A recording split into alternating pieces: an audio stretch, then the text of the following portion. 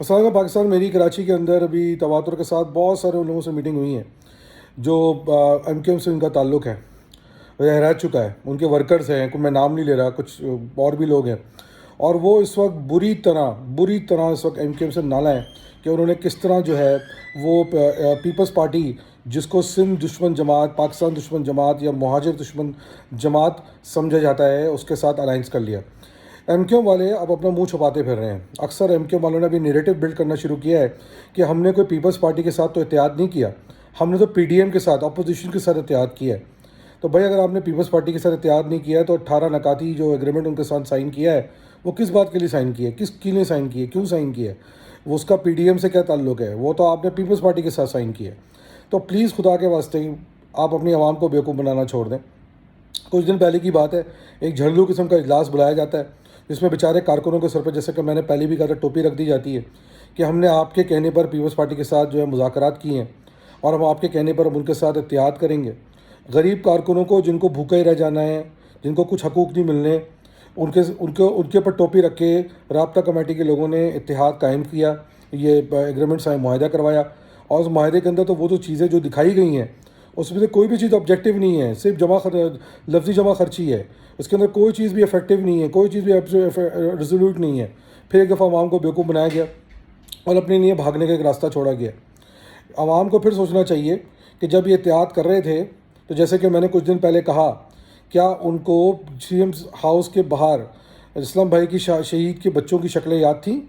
یا وہ بیچارہ جو صداقت پٹایا اس کی شکل یاد تھی؟ یا ان ماؤں بہنوں جن کے نام پہ یہ شور مچاتے پھر رہے تھے ان کی شکلیں یاد تھیں؟ کیا کوئی غیرت مند ایسے لوگوں کے ساتھ اتحاد کر سکتا ہے؟ کیا پیپلز پارٹی نے ان لوگوں سے معافیا مانگی، ان ماؤں بہنوں سے معافیا مانگی؟ کہیں اپولوجائز کیا؟ کہیں نہیں کیا.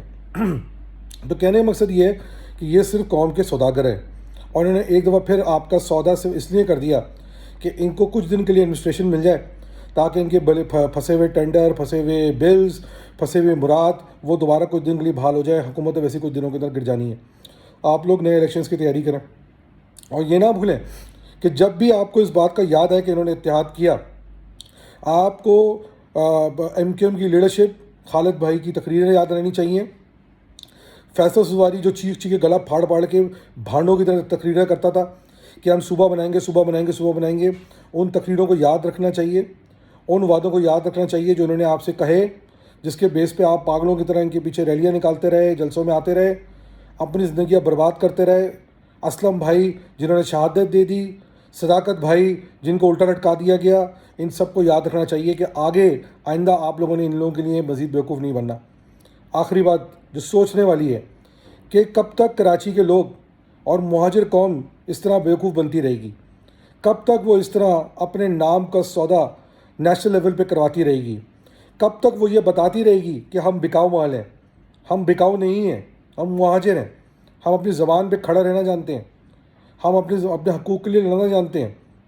یہ بات صاف ہو جاتی ہے کہ ایم کیو ایم نے مہاجر لفظ کو صرف آپ کے نام پہ سودا رکھنے کے لیے کیا.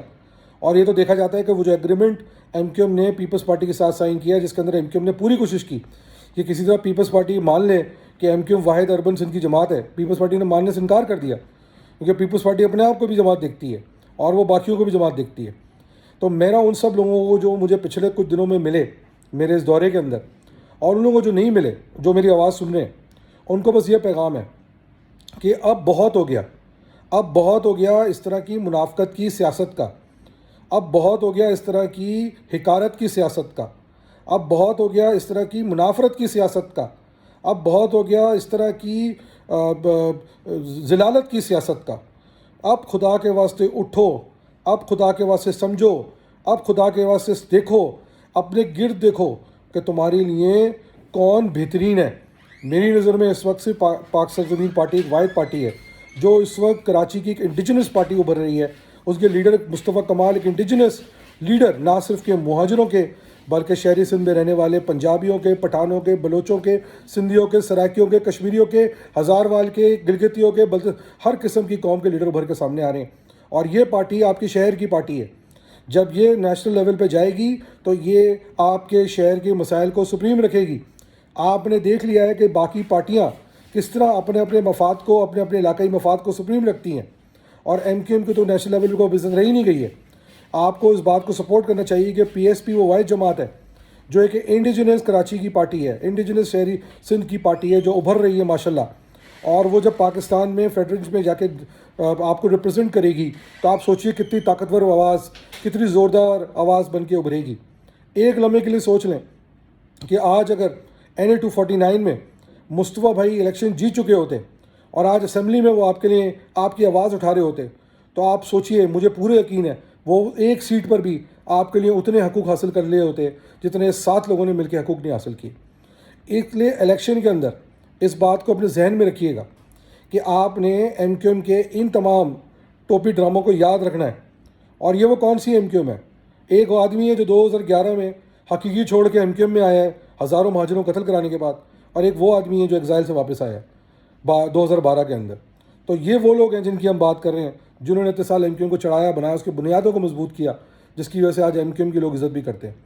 تو ان تمام بھائیوں کے لیے جو مجھ سے نہ مل سکے اور جو مل لیے، وہ یہ بات کو یاد رکھیں کہ آپ نے اگر اپنے حقوق حاصل کرنے ہیں تو آپ کو اپنے اوپر صحیح لیڈرشپ اپوائنٹ کرنی ہے، صحیح لیڈرشپ لے کے آنی ہے جو پاکستان کے ساتھ وفادار ہو، آپ کے ساتھ وفادار ہو، ایماندار ہو، ذمہ دار ہو، اور اس بات پہ یقین رکھتی ہو کہ ہم سب ٹھیک کر دیں گے۔ اسی کے ساتھ پاکستان زندہ باد۔